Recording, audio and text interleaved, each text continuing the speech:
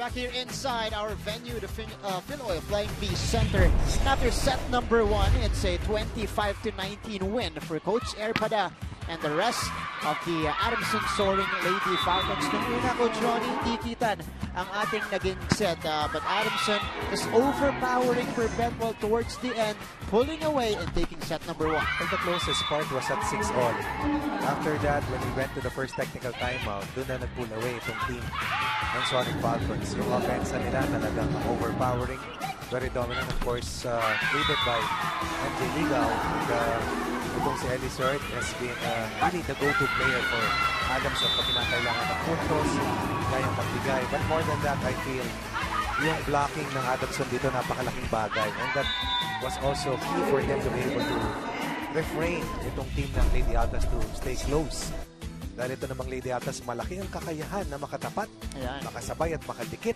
Pero hindi pinabayaan ng Adamson Soaring Falcons ang kanilang kalamangan. Kaya naman, tuwan-tuwa rito yung mga tropa na pumunta para suportahan ang Lady Falcons.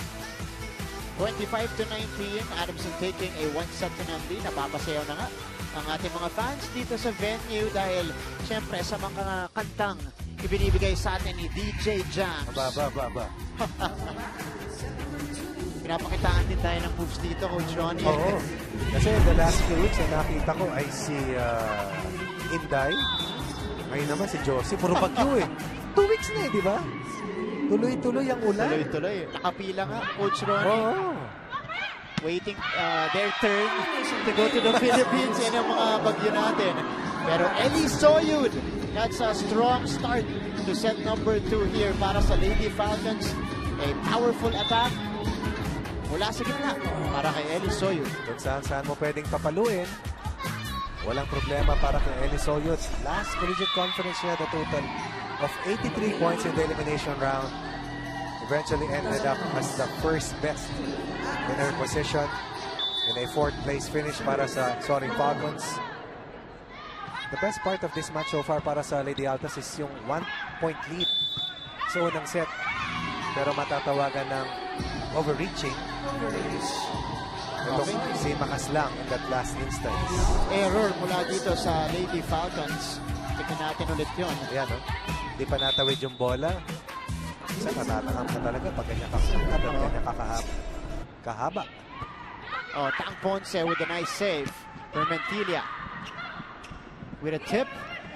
This is Tripoli now. Diretso kay Flora yun.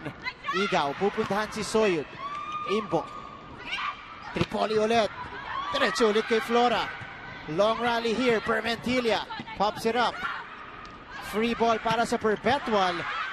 And a nice save as well coming from Igaw. Flora denied there by Gaviola.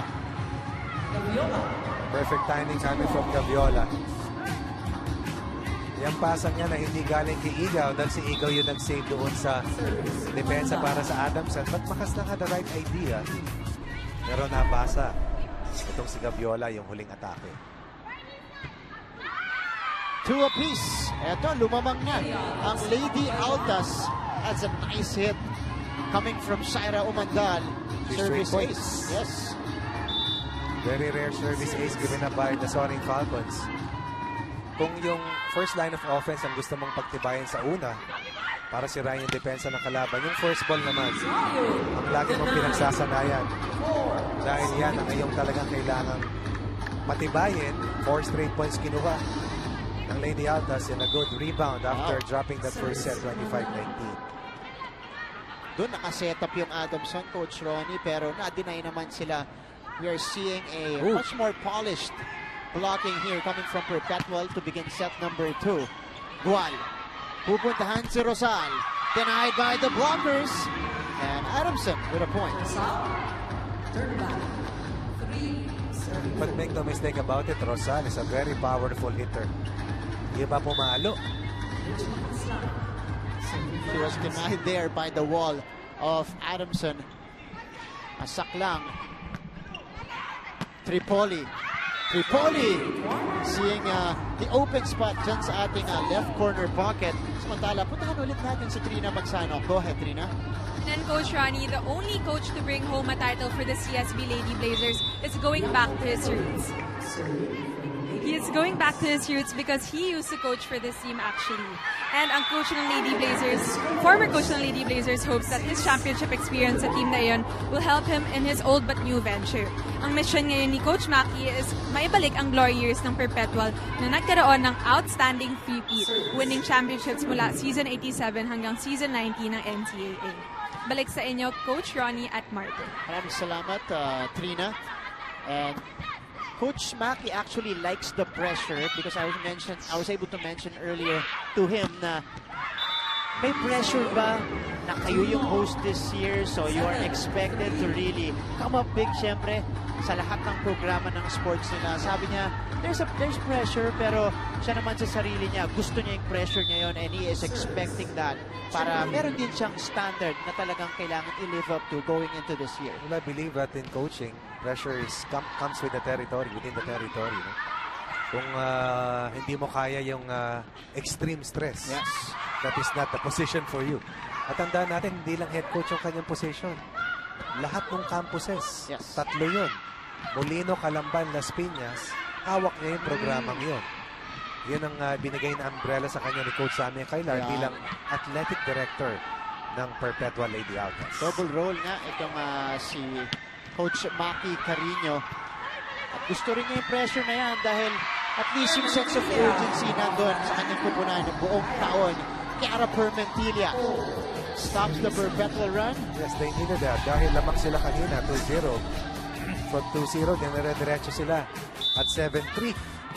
So that was a 7-1 run generated by the Lady Altas. Finally, napigilan ni Chiara Permentilla with a cross-court attack. Service ace. Yes, coming from Eli Soy, ang dalawang sunod-sunod na puntos para dito sa Lady Falcons. Credit also having the point earlier doon sa save kanina ni MJ Igaw. What a save. Galing dumipensa, no? So pwedeng spiker, maayos na playmaker at maasahan din sa floor defense. Imbo. Gual goes to Rosal. Bernadette Flora. Igaw. Oh. Another dunk here coming from MJ. Wow. Coach Erpada shaking her head. Risk taker itong batang ito. Wow. From that position. Oo. Whatever works for MJ Igaw. And that also deceived the blockers dahil akala nila pupuntahan niya doon si Perez. Akala ko rin magseset eh. Diba kanina, dinistort niya yung katawan niya. So, malambot talaga yung pihit. Tang Ponce with a one-handed save. Gual. Oh, Gaviola is denied by the Adamson blockers. After a 7-1 run generated by the Lady Altas, this is a 4-0 counter run for the Lady Falcons. And sometimes as a head coach, of course, if you're Coach Erpadan, instead of calling a timeout, you leave it up to your players to recover. Last year, hindi ko nakita sa kanila yan. Minsan natutuloy-tuloy sila. Ngayon, hindi na naka-recover. Nakuha pa muli yung kalamangan. Service ace again for the Adamson soaring Lady Falcons. 8-7 lead going into this technical timeout.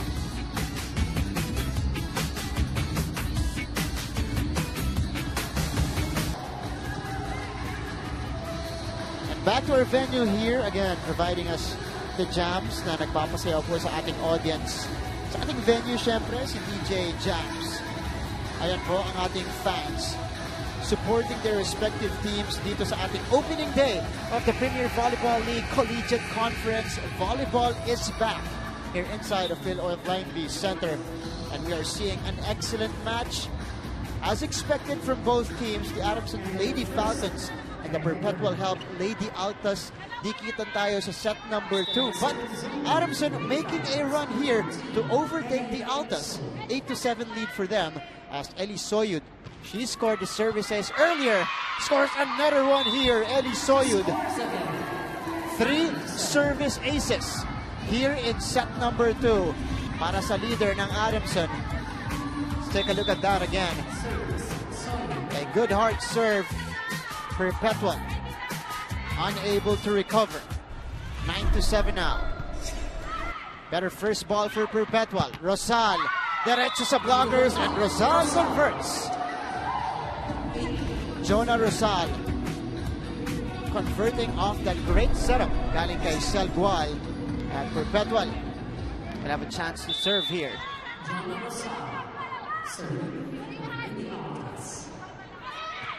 Permentilla.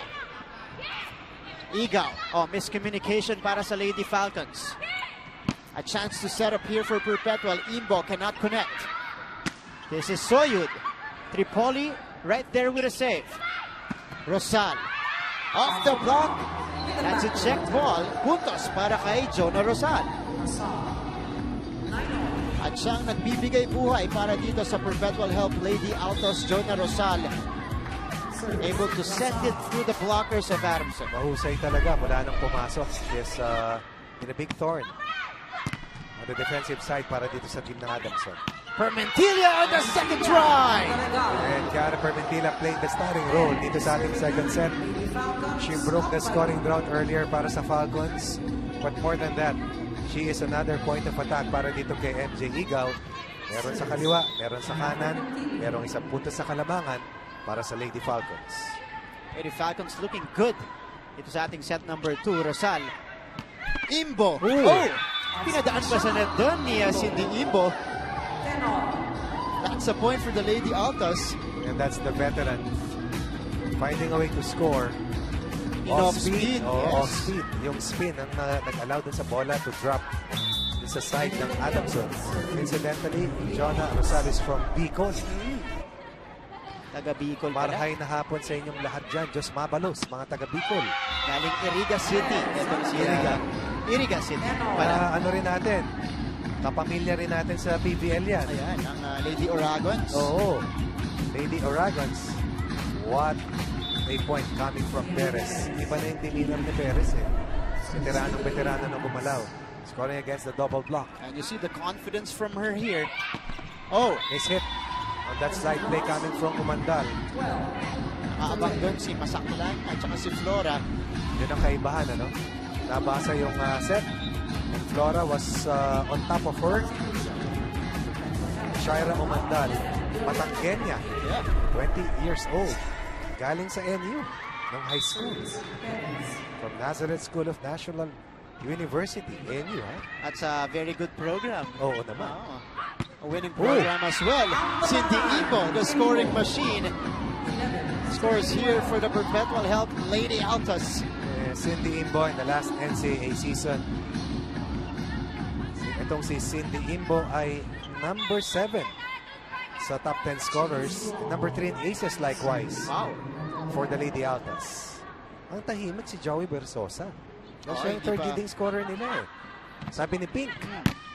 Ang ganda po ng quality ng YouTube live stream. Sana buong conference daw nandito yan. Siyempre, yan po ang ina-offer natin dito sa Collegiate Conference. Mag-tune in po kayo. Live stream, youtube.com/ABS-CBN Sports. Si Khaled naman, nakasuporta dito sa ating Lady Falcons. From Palawan. From Palawan. Naku, sarap ng lamayo dyan. Okay, si PVL, si Chilling Blender naman on Twitter since Kansas. Okay, ito yung clarification.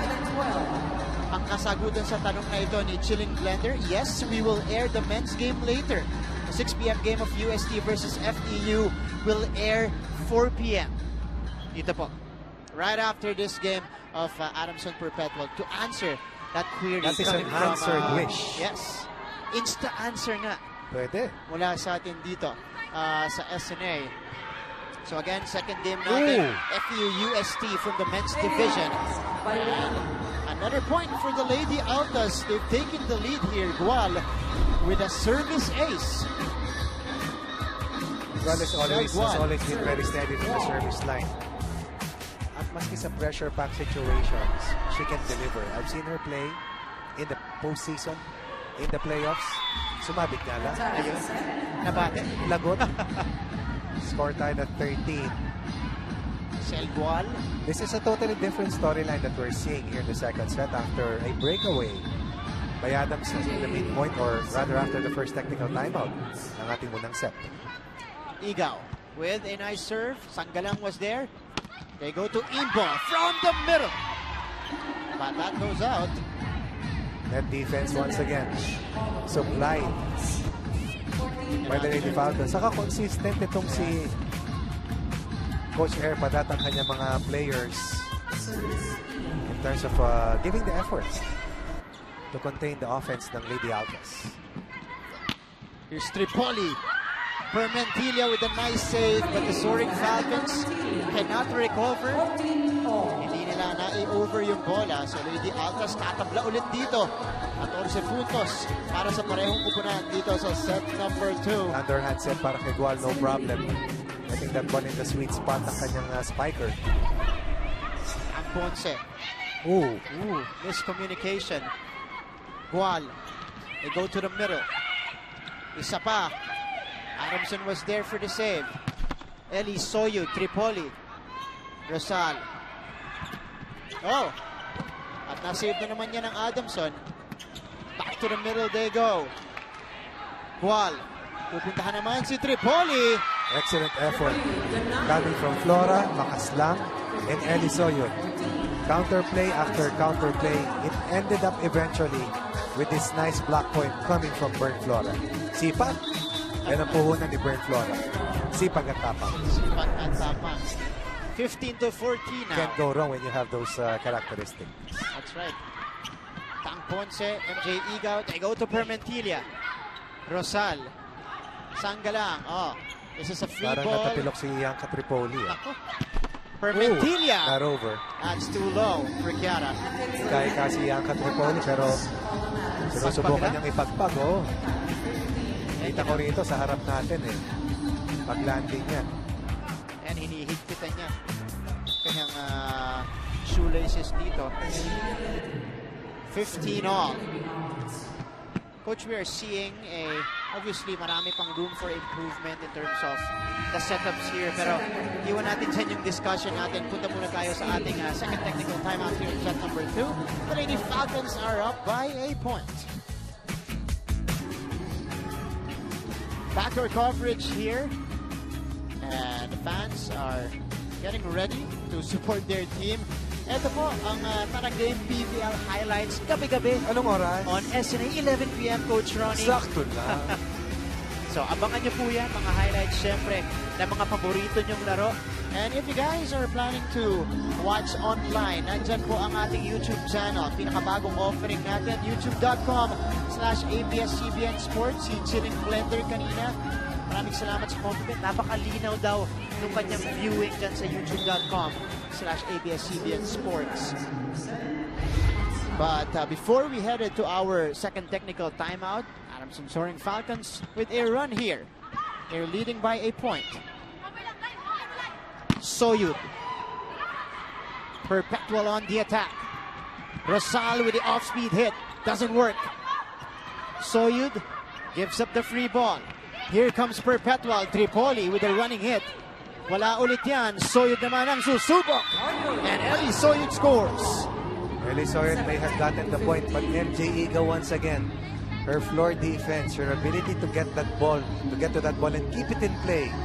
Yun ang talagang bukod tangi nakikita ko sa kanya. Of course, aside from the pinpoint setting that she's been trying to do para dito sa Falcons. You mentioned it already, Coach Ronnie. She's been on point. Mahirap yung pinalitan niyang playmaker na si Fen Emnas. Fen Emnas. Pero she's doing a great job here. But the Lady Altas will get back the point courtesy of that error. Yan yung pinapaliwanag ko kay Eli Soyud kanina in terms of leadership. So, probably trying to encourage itong si MJ after she committed that last infraction. Minsan kasi pag nagkamali ka, para sa mga bagito, yung mga bata lalo, apektuhan. Lalo na pag crucial na, oo. Pero pag your senior watch has your back, madali kang makarecover. Like that instance. Eli Soyud once again, when they need a point, siyang pinupuntahan, but when they need a good serve, Chris Uy naman ang siyang ipapasok ni Coach Air Pada. Uy checking in for the first time. Mekring, Metang. Kanya-kanyang nickname dito sa Adamson Mele, Lady Mekring, Falcons. Metang, may burn. Oh, that's too low. Coming from Rosal. Lady Falcons umaarangkada dito sa set number 2. They take the 3-point lead. I'm out, Coach Maki Carino. Naghihirapan eh. Simulan muna natin sa pasa. Diyan nga magsisimula yan. Ha? Ang sulang gi-give up. Tinoy mo kang nagkamali ka na ganyan ka pa. Tara! Oh, ganun ulit. Mali mo yung 4 ulit. So, running toss. Nice ka. Ha? Pasa muna. Let's go. Enjoy. Coach Maki sinusubukang gisingin ang kanyang kupunan. They are down by 3 in the crucial stages of set number 2. Ito yung kaninang attack error mula dito kay Jonah Rosal. Hindi nag-over para sa Perpetual. Kring Uy serving again. The product coming from Misamis Oriental. Igaw. Pinupuntahan si Flora from the back row. Doesn't work. The setup from the other side. Verzosa. That was a difficult set to attempt para dito kay Verzosa. This Joey Verzosa na kompromiso. Na kumabawan ni Kiara Permentilla, which was her newest defensive weapon, scoring off that offensive block and enjoying herself playing defense and pushing her team to a 4-point cushion laban dito sa kupunan ng Lady Altas. And why not? Permentilla has got the height to attack and block effectively for Adamson. Mahusay talaga itong si Rosal, and I'm not going to be surprised if she's going to be one of the leading scorers for the Lady Altas, not just in the Collegiate Conference but even in the upcoming NCAA season. Solid talent talaga, kompleto eh. Jonah Rosal, abangan niyo po yung pangalan yan, but Perna Flora, tumuro pa siya doon, scoring that point, seeing the open spot on the other side. She walks the talk. Perna Flora once again rising to the occasion, single block, no problem. In between zone 5 and zone 6, yung pinaglagyan ng bolang yun. Oh, service ace from Kiara Permentilla. So, iba-iba ang pinanggagalingan ng puntos ni Kiara Permentilla. Her latest one, ito yung kanyang service ace as they take the 5-point lead going into this timeout. Masa. Posisyon ng tao. Ikaw pumesto ka agad kung saan ka pupaya. Lain ang pinanggagalingan ng bola, di ba? Di mo makikita. Imbis na umiwas ka, kumuha ka, mag-usap kayong dalawa. Kaya ako siya tinago para hindi siya papasa. Ikaw ang papasa, kayong dalawa papasa. Yan ang kombinasyon ng backseat. Ha? Kaya pa yan.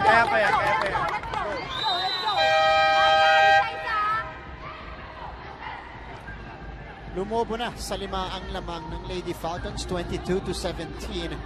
And the Lady Altas will need to come up with one last run dito sa ating set number 2. Last push. Pero wala na silang timeout dito kasamang Martin. Samantalang kanina, napakadikit ng ating pangalawang set. Verzosa, Argaviola rather, scoring on the hit. One of the new faces para dito kay Maki Carino. Tignan natin ulit yun, Coach. Well set up. Good hide by Gual. Probably na sorpresa ang Falcons na pinuntahan itong si Gaviola. Yan sa opposite side. New player para dito sa Lady Altas. Coach Maki Carino giving maximum exposure sa kanyang rotation, sa kanyang mga manlalaro. Uy, miss hit. Yikes. Look at the reaction of Coach Maki. A crucial service error mula dito sa Perpetual help. So babalik ang bola sa Lady Falcons, 2 points away from taking a 2-0 lead. Nice serve by Perez, saved by Sangalang. Here is Imbo from the middle. Let's see if they're gonna call the check ball. Nope, that sails out. According to our officials, yes. Cindy had the right idea. Pero tignan natin, she pleaded her case. Lusot. It was an open block. Walang sinayaran. Walang talagang contact na nangyari. 6 set points hawak dito nila Bern Flora. Pero matatapos na nila ito. A 7-point win in the second set. 25-19 first set. 25-18 second set. And a swag look right after mula dito kay Berna Flora, flying in for that kill and seeing the corner pocket to end set number 2, 25-19, 25-18 after 2 sets lamang po ang Lady Falcons. Magbabalik ang Collegiate Conference of the Premier Volleyball League live on SNA.